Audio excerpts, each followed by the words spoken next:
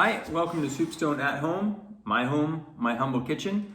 After our last series, what did we do? The Jacques Pepin, the seafood chowder. That's what we did. I was kind of inspired by that video in that I really like the idea of these simple, easy dishes. Another thing that I don't like is leftovers, and I don't like throwing food away. I hate food waste. It really bugs me. So I had a bunch of leftover Grønkål for making some smoothies, green smoothies. I've been experimenting with that a little bit and registered the domain name My Green Smoothie. You can keep an eye out for that. So today we're gonna make, this is as simple as it gets. It's Kikærter, Grønkål, and Parmesan. That's basically it. I've got some black pepper and garlic and onion. So I lied. It's not everything. I'll go through everything. Grønkål, garlic, onion. I had some leftover Brussels sprouts again. So those are going in. And then these are from Hohe Hansen, what do you call that little specialty shop? Got some really nice Parmesan cheese for the weekend. Very expensive. These are the skins, the end bits. Do not throw those out. You can use those. I use them in my pasta sauce all the time, but we're going to use it today to make this chickpea and Grønkål soup. So let's get started with the cooking. Can't be any simpler. Grab a pot. Grab a good amount of olive oil. I don't know. Let's say 4 tablespoons, something like that. You can go straight in with the onions and garlic. Tutte e due, go in with both of them. The only thing that you want to be careful with this is that don't do it on like a crazy high heat. Just do it on medium to high. You don't want to burn or brown the onions or garlic. I've got this leftover Brussels sprouts that I chopped into really small pieces. It's not really part of the recipe, but if you've got some in your fridge, then throw them in. That's going in as well. And I think I'm gonna go in with everything. Not everything now, but almost everything. I'm gonna go in with the Parmesan rinds. I've got three small sized pieces. Those are gonna go in. I don't have anything to stir with.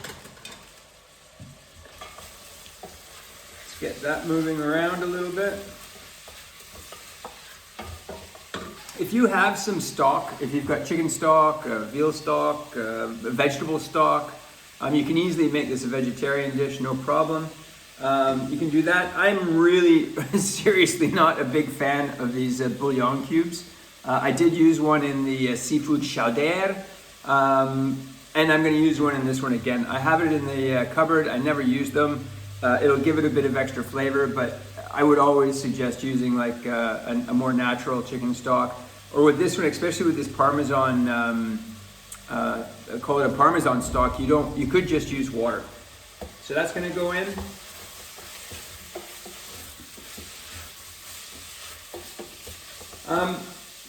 Normally I might use a little bit of tomato paste in this. But I've also had a leftover tomato that was about to go bad, so I chopped that up into small bits, and that one's going to go in as well. There's really no making mistakes here. You just kind of have to think about flavor profiles. Does Parmesan go with tomato? Yes. Does Parmesan go with almost everything? Yes. So you should be mostly safe with what you're putting in here. Give that a good stir. One thing that I didn't do, excuse me, is grab some water. Get that now.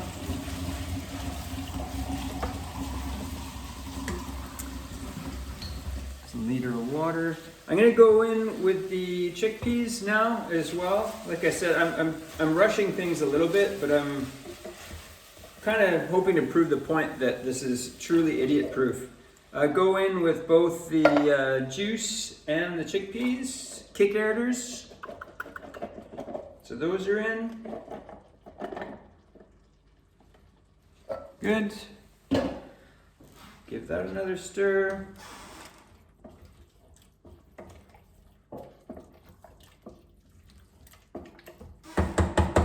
That's in.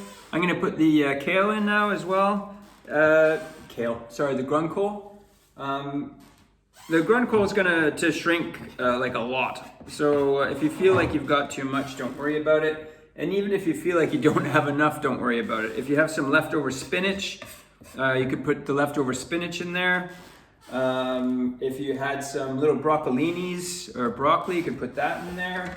Anything kind of green would be fine. Give that a bit of a stir.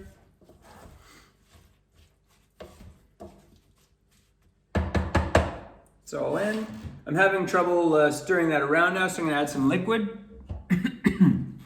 I've got 700 milliliters of water here. We'll see how we go. Let's start filling that up.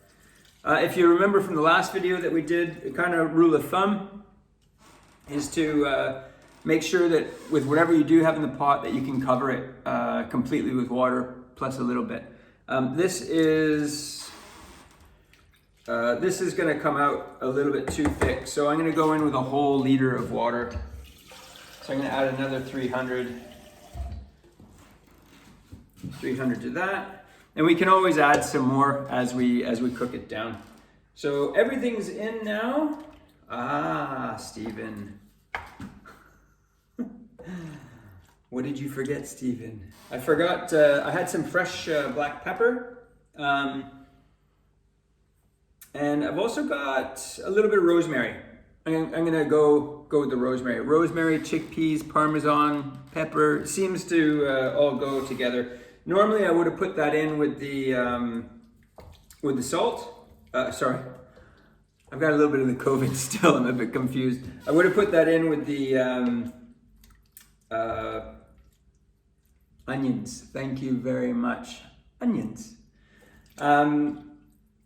But I didn't. And now that I'm stirring this, what did I forget? Same as in our seafood chowder, I forgot the salt. I always put salt in with the onions. As soon as onions go in the pan, I put salt in immediately after. For these last two videos, it doesn't seem like I'm capable of that. So I'm gonna go with two good large pinches of salt. Remember that the Parmesan is going to be a little bit salty as well, so we don't want to over salt it right now. We'll just put two in like that. We're going to bring this up to the boil. Once it's boiling, we're going to cover it up, but we'll be back for that in a minute. Okay, let's come up to a boil now. I'm sorry. I still have a bit of the COVID going on. It's crazy. It's been a long time now, but it's my lungs. So I'm gonna give that a bit of a stir. I'm gonna turn it down to low heat.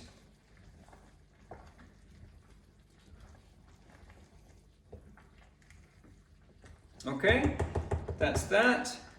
I'm gonna give that a little bit of a taste just to see what's going on with the flavor. I've never made this before, by the way. So this is as much of a surprise for me as for you. See if I can not burn myself to death. That's got that has tons of potential.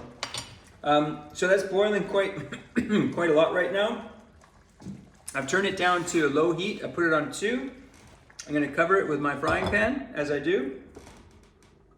And I think I'm going to let those chickpeas and those Parmesan rinds really get going. I think I'll leave that for about 45 minutes and then we'll come back and we'll see what we've got. Okay? Okay, we're back. That's been cooking for about 40 minutes. One thing while I was while it was cooking, one thing that we totally could have put in there and we didn't. I had some leftover bacon from doing the seafood chowder. We easily could have put that in. Bacon, Parmesan, Kikærter, Grønkål, they all work together. But it just kind of proves the versatility of the dish. You can do it vegetarian or you can do it with meat, as you like. So this is the vegetarian version. I did take a hand blender. You don't have to do that, but I took a hand blender and did some pulse action just to kind of blend in half of it to give it a bit more cream. I put some fresh black pepper on there. I put some Parmesan on top, and I had a leftover chili in the fridge, and I put some chili on there as well. So let's give that a taste and see how we're doing.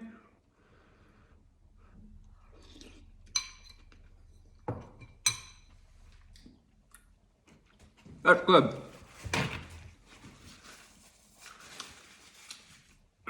Chili.